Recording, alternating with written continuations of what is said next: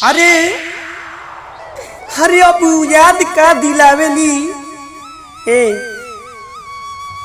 अरे अब तू याद का दिलावेली हूँ बीतल सारा कहानी। अरे सुन, अरे तू याद का अब दिलावेली बीतल सारा कहानी। अरे हे जा अरे ए करे जा, अरे तोहर हम नामुआ अब मत बुझिया हमें। अरे हम तोहर नामुआ अपना दिलों से मिटा देले बानी। तो हेलो दोस्तों, आप सभी को हमारे न्यू दर्दनाक शायरी में बहुत बहुत स्वागत है। तो चलिए हम आप सभी को थोड़ा भी समय वेस्ट ना करते हुए लेकर चलते हैं न्यू रुला देने वाला जख्मी दिल शराबी शायरी में। तो अगर हमारा शायरी थोड़ा भी अच्छा लगे आप सभी को तो मेरे वीडियो को लाइक और चैनल को सब्सक्राइब, साथ में बेल आइकन घंटी दबाना नहीं भूलिएगा, ताकि कोई भी मैं नया शायरी वीडियो डालूं तो आप सभी के पास नोटिफिकेशन जरूर गिरे। तो चलिए फाइनली हम आप सभी को समय ना वेस्ट करते हुए लेकर चलते हैं न्यू रुलाने वाला शायरी वीडियो में। रेडी 1 2 शो।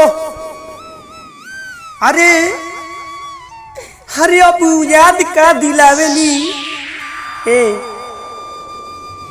अरे अब तू याद का दिलावेली हूँ बीतल सारा कहानी। अरे सुन, अरे तू याद का अब दिलावेली बीतल सारा कहानी। अरे हे जा अरे ए करे जा, अरे तोहर हम नामुआ अब मत बुझिया हमें।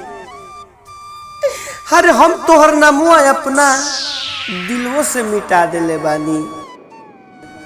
भाग भोसड़ी, तोहर नाम अब दिलों से निकाल देले बानी। अरे तोहर शादी भइल ए अरे तोहर शादी भइल मोर बर्बादी भइल। अरे अरे तोहर शादी भइल हमर बर्बादी भइल। अरे भले हमर दिल लाचार बा, अरे भागिया से अरे तू हमरा नजर से दूर हो।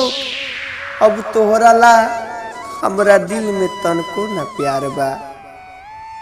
अरे अब तू चलिए जा, हमरा नजर से दूर चलिए जा, न तो हर इतना दिन से ए सुन ना, तोरा शर्म ना आवे का?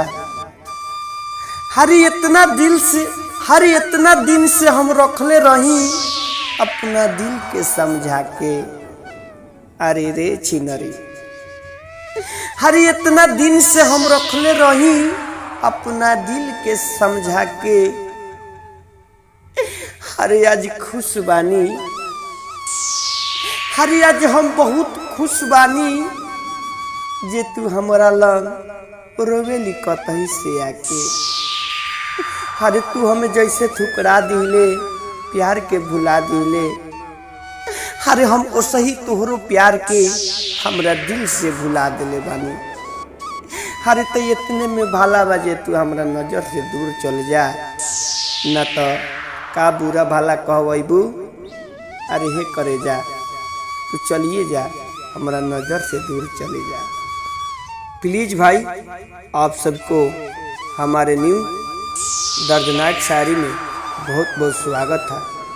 तो अगर हमारा शायरी थोड़ा भी अच्छा लगा हो तो प्लीज़ भाई आप सब सपोर्ट कीजिए, इस चैनल को सब्सक्राइब कीजिए और वीडियो को लाइक कीजिए। साथ में अगर मन करे तो शेयर कर दीजिए। अगर अच्छा नहीं लगा होगा तो वीडियो को लाइक मत कीजिए, चैनल को सब्सक्राइब मत कीजिए। लेकिन प्लीज़ भाई, आप सब के लिए हम ऐसे ऐसे सारी वीडियो लेकर आते रहते हैं, तो प्लीज़ आप सब मेरे वीडियो को लाइक और चैनल को सब्सक्राइब ज़रूर कर लीजिए। तो चलिए नेक्स्ट वीडियो के लिए आप सब बने रहिए।